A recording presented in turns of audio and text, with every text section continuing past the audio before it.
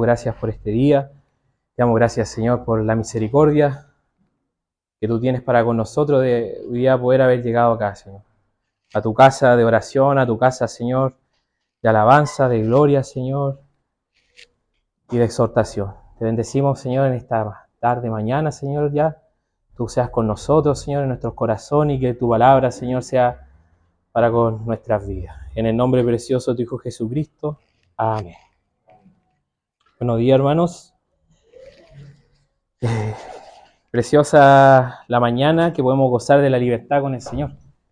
Que podemos gozar esa libertad preciosa que Él nos regala espiritualmente, que nadie nos puede regalar, y también físicamente.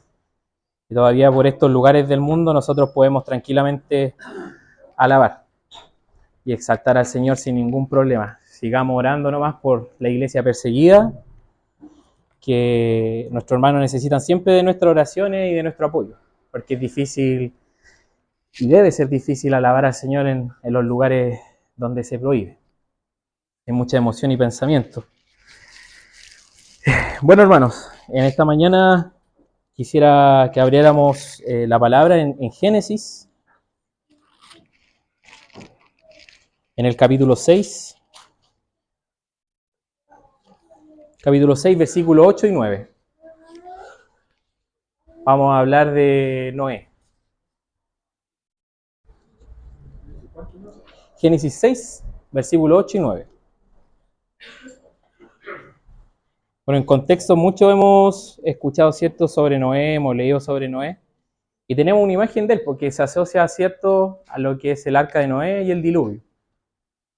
Y Noé nació, bueno, la maldad del hombre había crecido, la Escritura dice que habían nacido solamente hijos de maldad, ¿cierto?, que los hombres habían, en cierta forma, hecho perversión con los hijos de Dios, que se nombran ahí.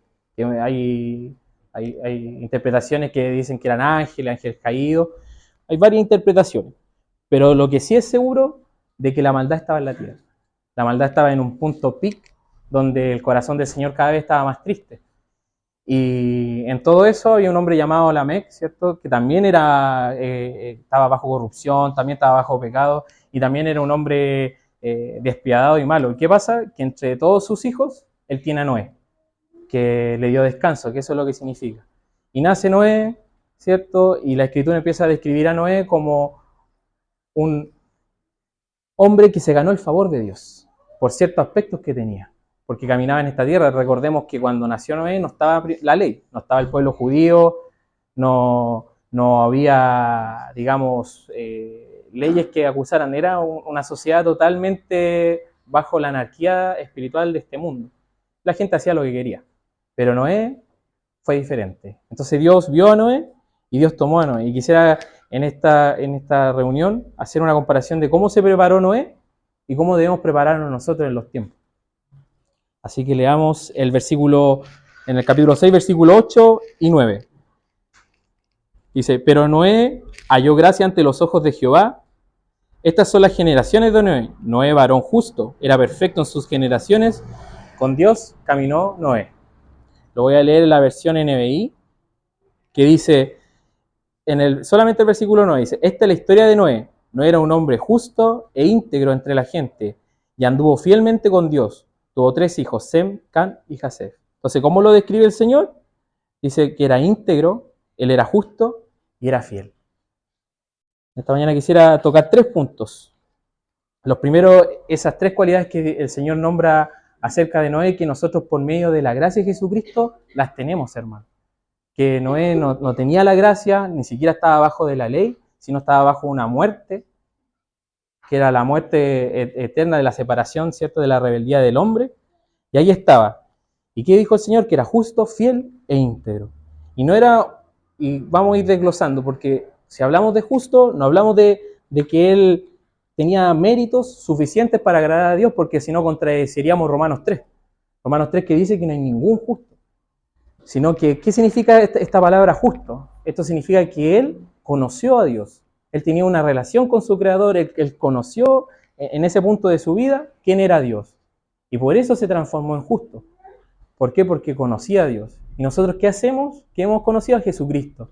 Entonces la gloria es más grande para nosotros que la de Noé. ¿Por qué? Porque hemos sido justificados por Jesucristo. Y nosotros hoy día somos llamados justos delante del Señor. Lo otro es la fidelidad. Se nombra como hombre fiel. Y es lo mismo, hermano. Nosotros delante del Señor hemos sido justificados, ¿cierto?, por el Señor y hemos sido llamados fieles. Fieles. Solamente por la gracia de nuestro Señor. En estos dos aspectos, si nosotros vemos la justicia, si vamos a Romanos 5,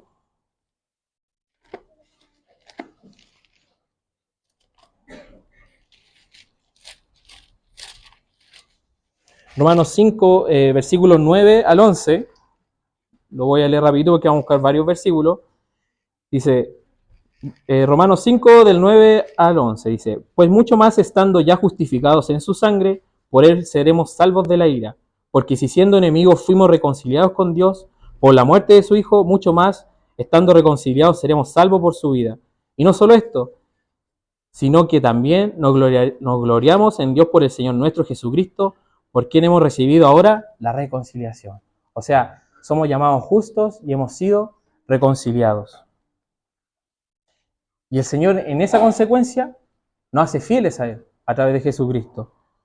Y en esa fidelidad nosotros tenemos que mantenernos, hermanos, porque por los medios de la gracia podemos ser fieles.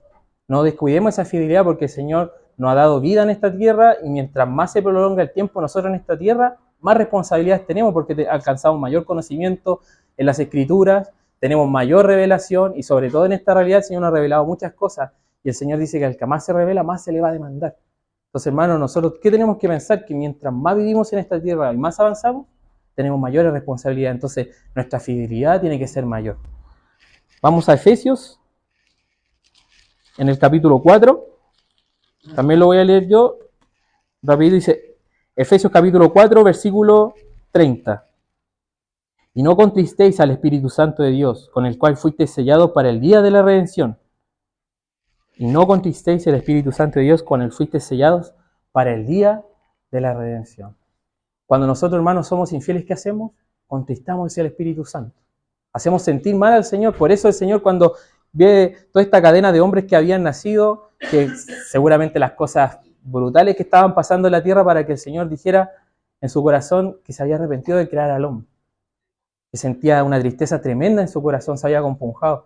¿De qué está pasando con estos hombres?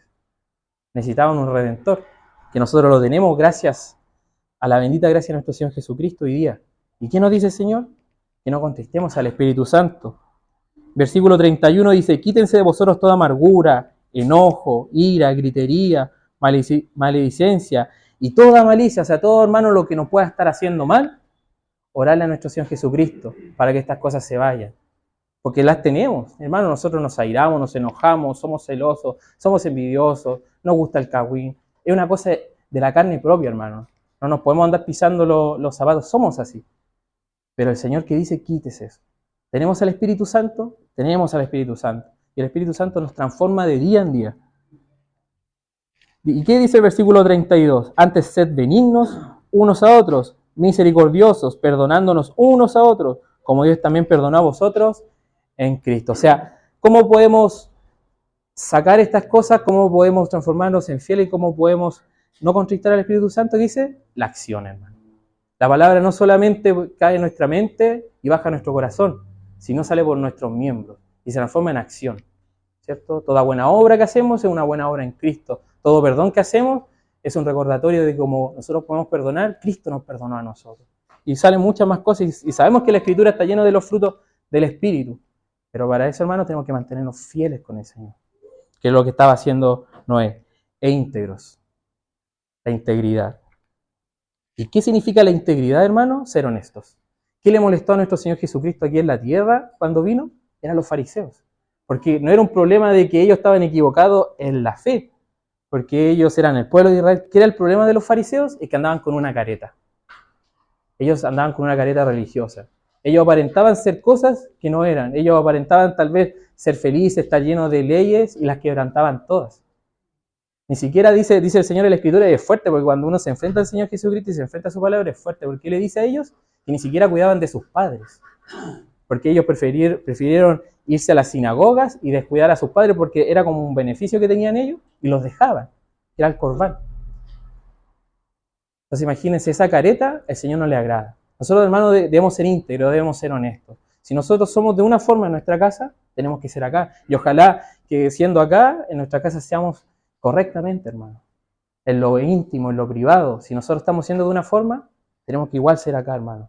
Porque podemos venir con una careta, podemos presentarnos delante de los demás como si estuviéramos bien, o que nosotros somos buenos cristianos, y no es así. El Señor lo sabe.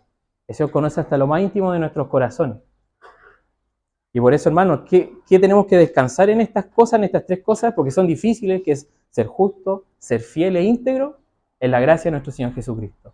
Porque el que no puede dar estas cosas es nuestro Señor, no somos nosotros. Nosotros tenemos que aferrarnos a ese buen árbol, ¿cierto?, de la vida, que son los frutos del Señor, no de nosotros, hermanos. No busquemos nuestras propias obras, no busquemos nuestra gloria, no busquemos puestos, sino que busquemos estas tres cosas en la gracia del Señor. Entonces, el Señor, tomando estas tres cosas de Noé, le dio una ordenanza. ¿Qué fue? Hacer el arca. El Señor, después de ver a Noé, ¿qué pasó? Y venía un juicio. Venía un juicio aquí en la tierra, un diluvio de proporciones gigantes. El Señor le dice, Noé, haz un arca. Y este segundo punto, entonces tenemos el primer punto, hermano, de nosotros, ¿cierto? Que tenemos que conducirnos de esta forma en nuestro Señor Jesucristo. ¿Y qué nos dice? Haz un arca. Porque aquí viene un diluvio, viene juicio de parte de Dios hacia la tierra, hacia los hombres.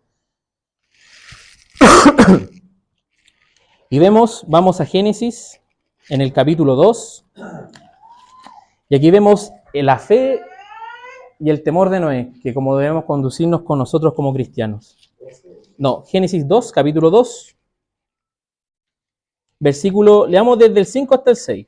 Dice, y toda planta del campo, antes que fuese en la tierra, y toda hierba del campo antes que naciese, porque Jehová Dios aún no había hecho llover sobre la tierra, ni había hombre para que labrase la tierra, sino que subía de la tierra un vapor, el cual regaba toda la faz de la tierra. O sea, había un vapor, dice, que regaba la faz de la tierra. Hasta ese entonces, no se sabe, pero hay versículos que igual nos guían, de que si no había visto la lluvia o no había visto llover. Porque dice la palabra de que había un vapor en la tierra. Si nosotros vamos a Hebreos, en el capítulo 11, versículo 7 dice, por la fe Noé, ¿cierto?, cuando fue advertido por Dios acerca de cosas que aún no se veían, con temor preparó el arca en que su casa se salvase, y por esa fe condenó al mundo y fue hecho heredero de la justicia que viene por fe.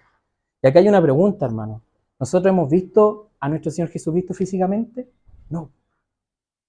Es lo mismo que Noé. Noé tal vez no había visto la lluvia, no había visto un diluvio, no había visto nunca esas cosas proporciones, pero ¿qué hizo? Le hizo caso al Señor. Y nosotros hemos sido salvados, ¿cierto?, por la sangre del Cordero. ¿Y nosotros cuál es nuestra esperanza?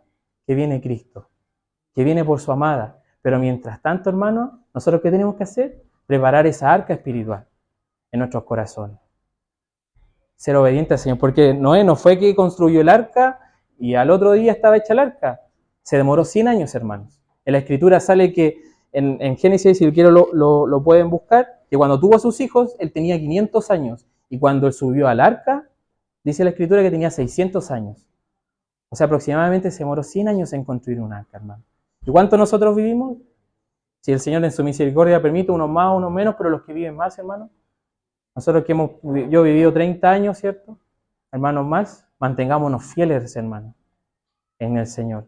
Hay que mantenerse fiel, preparando y construyendo esta arca, porque ¿qué pasa? ¿Qué pasa cuando, hermano, viene la prueba? ¿Qué pasa cuando vienen los peligros? ¿Qué pasa que nosotros estamos viendo y escuchamos mucho afuera que viene un cambio climático y están pasando cosas en el mundo que antes no habíamos visto, terremotos donde jamás, y la Escritura lo dice, donde jamás ha temblado, ¿cierto? Lluvias donde jamás había llovido o temporales donde jamás habían habido temporales? ¿Qué está pasando? Dice la creación, ¿cierto?, está teniendo dolores de parto. Pero esas cosas, hermanos, no deberíamos tener miedo. Es difícil no asustarse delante de las cosas. Si viene un terremoto, todos se paran, ¿cierto? Lo más probable es que algunos saldrían corriendo, otros se esconderían, gritarían. Pero, hermano, lo importante de esto es que nuestro corazón esté listo. Si el Señor viniera hoy día, ¿estaríamos preparados? Si Si el Señor viniera hoy día domingo, ¿estaríamos preparados para recibirlo con orgullo el Señor o nos daría vergüenza? Porque sabemos que hay cosas que todavía estamos luchando, sabemos que estamos en la gracia, hermano, sabemos que el Señor lo perdona todo, pero para que no estemos a último minuto diciendo, Señor, perdóname. Como anécdota, me acuerdo que para un terremoto que hubo en el 2014, yo estaba en la casa, empezó el terremoto, y el vecino de al lado, ellos son como creyentes, no creyentes, y mi mamá sabe, no sé. Y se escuchaba al lado, Señor, perdóname, nunca más lo hago. Empezaron así, pues. Entonces, hermano, se dan cuenta de que a último minuto, pidiéndole perdón al Señor, ¿por qué no estar firme, preparado, orando, cantando, ¿cierto? Si pasa algo, claro, el temor puede venir, pero Señor, sé que estás ahí, sé que estamos bien, sé que estamos alineados contigo. Entonces, hermanos, durante esta peregrinación que tenemos en la tierra, que nuestra arca espiritual se esté construyendo. Que si viene el Señor esté terminada. Que si viene el juicio del Señor, que estemos preparados para entrar.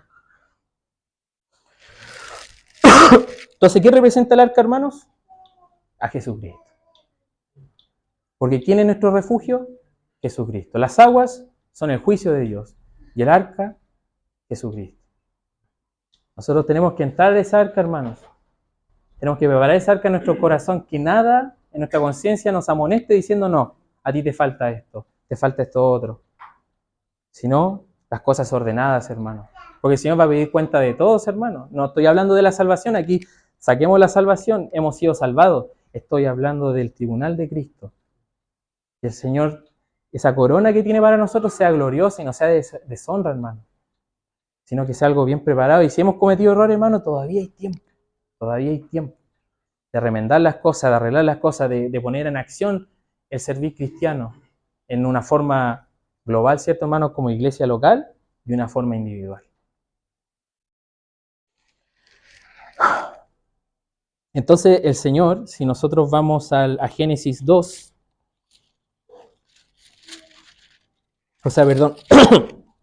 al capítulo 6 volvemos de Génesis y vamos al versículo 14, dice, hazte un arca de madera de gofer, harás aposentos en el arca y la calafatearás con brea por dentro y por fuera. También aquí, según la teología, hay hartos comentarios de qué es el gofer, ¿cierto? Pero se asemeja, a lo que más se asemeja, dicen, es al árbol de ciprés. Un árbol de ciprés, hermano, por dato, dura entre 800, 1000 años. En Chile, de hecho, hay árboles de cipreses que llevan más de 800 años plantados. Entonces el Señor, ¿qué le dijo a Noé? No solamente le dio una orden, le dio mandamientos. Y si el Señor el arca le dio vida, no le pasó cualquier madera, le pasó algo excelente, algo que iba a durar. Si nosotros pensamos en la ingeniería y en la arquitectura avanzada de los hombres y recordamos cuántos yates hoy día, y si recordamos el Titanic, ¿cierto? ¿Cuántos hombres se utilizaron? ¿Cuánta tecnología y cuánta inteligencia se invirtió? Barcos que se hundieron. Pero el Señor mandó un hombre, en su sencillez, en su humildad, a construir un arca y sobrevivió a una catástrofe mundial, porque esto no fue una cosa global, no fue una cosa aislada que fue en un país, no, esto fue a nivel mundial, hermano. Toda creación desapareció. Entonces el Señor en esa humildad tomó a Noé.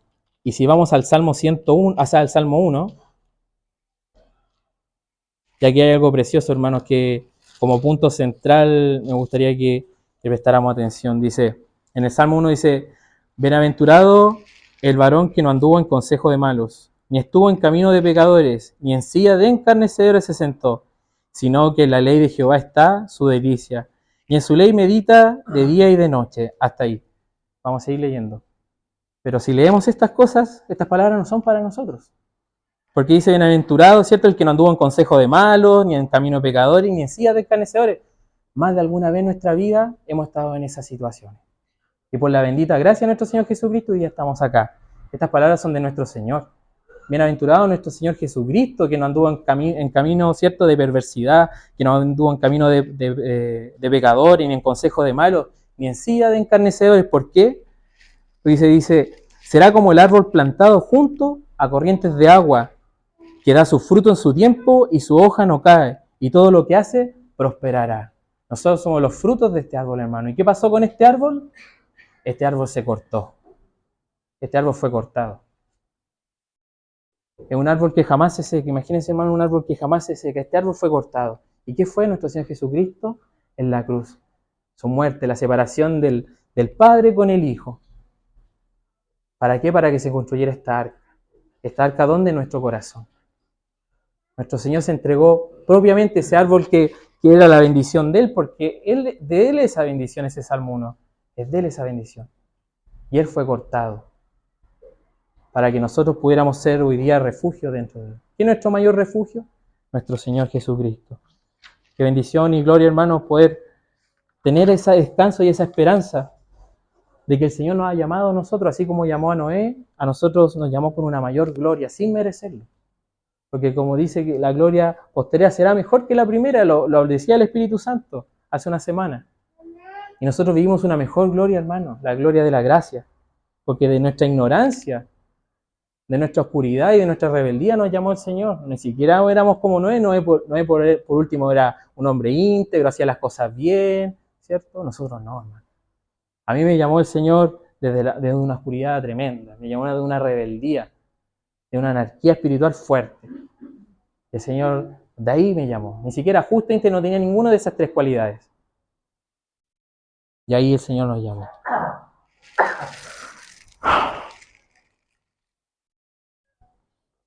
Bueno, sabemos que entonces nuestro Señor Jesucristo es el arca, pero ¿cómo nos mantenemos, hermanos? ¿Cómo nos mantenemos en esta vida? ¿Cómo nos mantenemos sabiendo que afuera están pasando muchas cosas, donde la vida ahora es más engatusante, donde están pasando cosas realmente terribles, espirituales, la corrupción, sobre todo el ataque a los pequeños, cómo estos gobiernos se están alineando para que al final el cristianismo decaiga? ¿Cómo mantenemos esa esperanza, hermano? Así como la mantuvo Noé, porque fueron 100 años y yo estoy seguro que Noé, de alguna forma, tal vez dudó, tal vez se deprimió, tal vez ¿qué le dijeron? Pero ahí se mantuvo. ¿Cómo nos mantenemos, hermano? Hay tres cosas que anoté, 3 puntos que anoté en el punto 3. Primero, hermanos, la esperanza de volver a ver a Cristo. Eso tiene que estar todos los días en nuestro corazón. Nosotros nos despertamos, nosotros nos acostamos. ¿Cuál tiene que ser nuestra primera esperanza, hermano?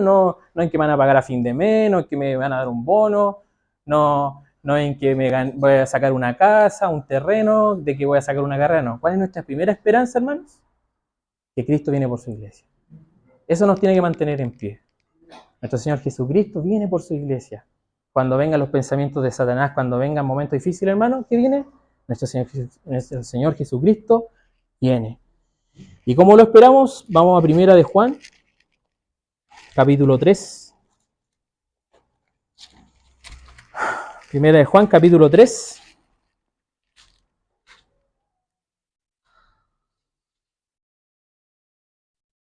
Parece que lo leyó la semana pasada. Dice, capítulo 3, versículo 2. Amados, ahora somos hijos de Dios, y aún no se ha manifestado lo que hemos de ser, pero sabemos que cuando Él se manifieste seremos semejantes a Él, porque le veremos tal como Él es. Y todo aquel que tiene esta esperanza en Él se purifica a sí mismo, así como es puro. Hermano, el Señor Jesucristo viene, y mientras tanto nosotros, ¿qué hacemos? Somos como Él, somos como nuestro Señor Jesucristo, porque Él viene a buscarse, como dice la Escritura, Él viene a buscar su semejanza. ¿Y qué tenemos que hacer?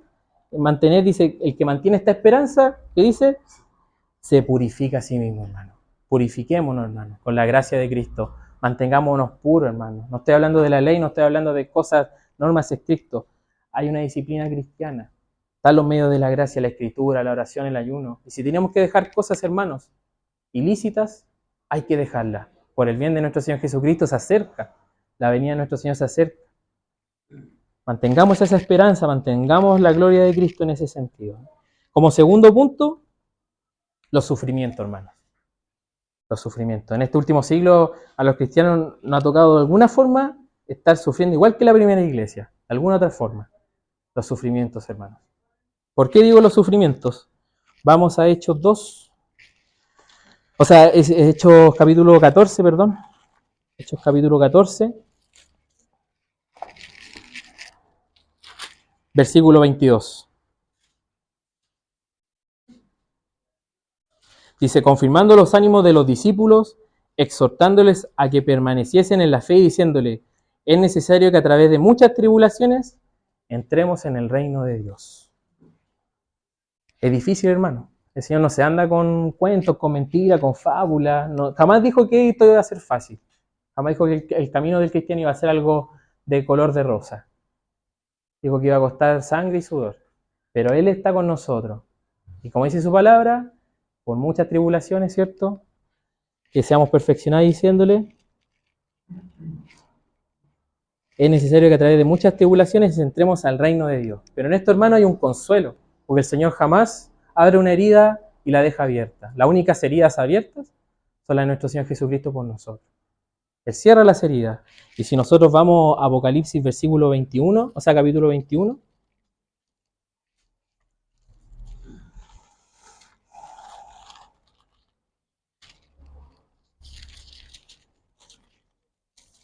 Apocalipsis capítulo 21,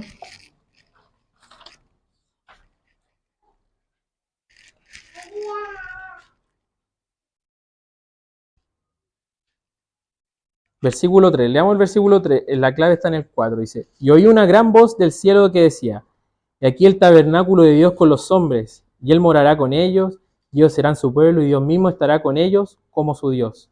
Y que dice el 4, dice, enjugará Dios toda lágrima de los ojos de ellos, y ya no habrá muerte, ni habrá más llanto, ni clamor, ni dolor, porque las primeras cosas pasaron. Y Él estaba sentado en el trono, dijo, y el que estaba sentado en el trono dijo, he aquí, yo hago nuevas todas las cosas. Y me dijo escrito, porque estas palabras son fieles y verdaderas. Y me dijo, hecho está, hecho está. El Señor dice que es el alfa, el omega, el principio y el fin. Hecho está, hermano. ¿Qué va a hacer el Señor con nosotros? Enjugará toda lágrima.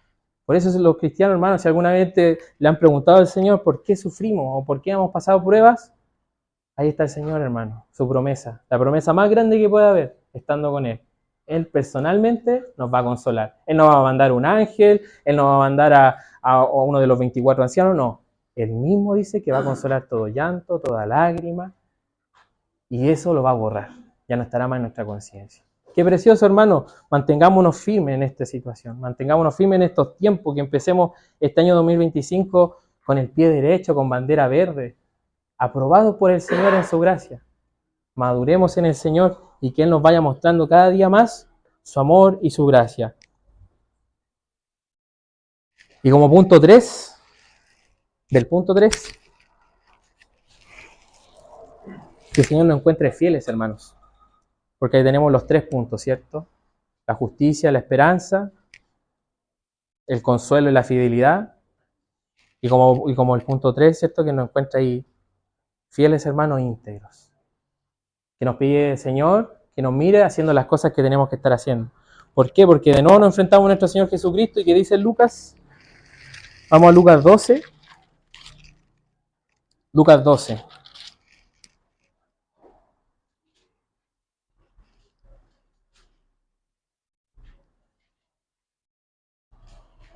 Acá habla del siervo infiel, pero vamos a leer el versículo 44 en adelante. Dice, en verdad os digo que le pondrá sobre todos sus bienes, mas si aquel siervo dijera en su corazón, mi señor tarda en venir, y comenzara a golpear a los criados y a las criadas, y a comer y a beber y a embriagarse, vendrá el señor de aquel siervo en el día en que menos espera, y a la hora que no sabe, y le castigará duramente y le pondrá con los infieles. Aquel siervo que conociendo la voluntad de su señor no se preparó, ni hizo conforme a la voluntad, recibirá muchos azotes. Mas el que sin conocerle hizo cosas dignas de azotes, será azotado poco, porque todo aquel que a quien se haya dado mucho, mucho se le demandará, y al que mucho se le haya confiado, mucho se le pedirá. Hermanos, somos llamados siervos del Señor. Y que el Señor nos halle como siervos fieles, porque dice que el Señor a los siervos fieles los pondrá sobre muchos bienes. Pero al siervo infiel, el siervo infiel no es un ignorante, el siervo infiel no es aquel, yo no sabía, no. Aquí el siervo infiel lo está diciendo. ¿Qué dijo? Lo primero que dijo, mi Señor se está demorando. Fueron 100 años. Él ya tenía 500 años, imagínense, vivir 500 años y después más encima 100 años más. O sea, el pobre hombre estaba más probado que... Y ahora nosotros, hermanos, el Señor nos dice, podemos ser de los siervos fieles, de esperando a nuestro Señor día a día. Si viene o no viene, no importa. El Señor viene, esa debe ser nuestra convicción. El Señor viene por nosotros y mantengámonos fieles. Porque ¿qué dijeron los siervos infieles? Primero se demora y después se pusieron a hacer otras cosas. ¿Y qué pasó cuando se enfrió su espíritu? Empezó a dominar la carne. Y cuando domina la carne, hermanos, empiezan a pasar estas cosas. Que dice, lo pilló lo primero, en el versículo 46, el día que no espera y la hora que no sabe. O sea, nosotros estamos discerniendo los tiempos, hermanos. Sabemos que nuestro Señor está cerca y lo sabemos y el Espíritu lo dice. El Espíritu no sabemos cuántas generaciones más quedan, pero el Espíritu dice, estoy cerca. El Señor está mostrando más su gracia, más su fidelidad con su pueblo. Entonces no podemos ignorar, tal vez, como dice la palabra, ni el día ni la hora, porque no podemos decir, la palabra dice ni el día ni la hora. Pero los tiempos sí. Son tiempos de difícil, de oscuridad. El Espíritu nos dice, el Señor está cerca, manténganse fieles. Seamos siervos fieles, hermanos. Que podamos tener, cuando el Señor venga, esa arca preparada. Y sea para lo que sea, hermano, no es solamente para el día del juicio final, sino por las pruebas que nos toca pasar. Para que cuando pasen esas pruebas, si tenemos que enlutarnos, si tenemos que llorar, si tenemos que pasar por dificultades, entremos a esa arca, ese refugio. Y el Señor no nos pide desprevenidos. Porque hoy día podemos, hermanos, leer esto. Hoy día, no sabemos mañana. Día lunes no sabemos. Hemos despertado, ¿cierto? Y hemos visto cómo, y pasó, hemos visto cómo Israel fue atacado. Un día domingo usted se fue a acostar y un día lunes Israel era atacado. Un día usted se fue a acostar y al otro día había un terremoto en cierto país. Día a día, hermanos, día a día. Que el Señor tenga misericordia de la iglesia, que el Señor tenga misericordia de nosotros, hermanos, que podamos ser fieles al Señor, que podamos, así como este hombre caminó en la tierra, nosotros tenemos esa ventaja de la gracia de Cristo, de caminar en su fidelidad. Cueste lo que cueste, hermanos, si hay que levantarse, nos levantamos. Aprovechemos los medios de la gracia, hermano. Levantémonos temprano a orar, acostémonos orando, juntemos a nuestras familias en la semana, oremos. Y si lo está haciendo, qué alegría, hermano, qué gozo. Pero si no lo está haciendo, hágalo. No es un reto, no es una amonestación, es una bendición para usted. No hay nada mejor que poner la cabeza en la almohada y saber que Cristo está velando por mí. No hay nada mejor, hermanos, que irse a trabajar y saber que el que te da el sueldo a fin de mes es el Señor. No hay nada mejor que el que administra tus bienes, el Señor Jesucristo. No hay nada mejor que la provisión venga del Señor. No hay nada mejor, hermanos, que el consuelo y la paz, la de Cristo. Porque en esta tierra no va a haber nadie que lo pueda consolar como nuestro Señor. No va a haber nadie que lo pueda medicar diciéndole con esto te vas a sentir mejor. No. Es solamente nuestro Señor Jesucristo.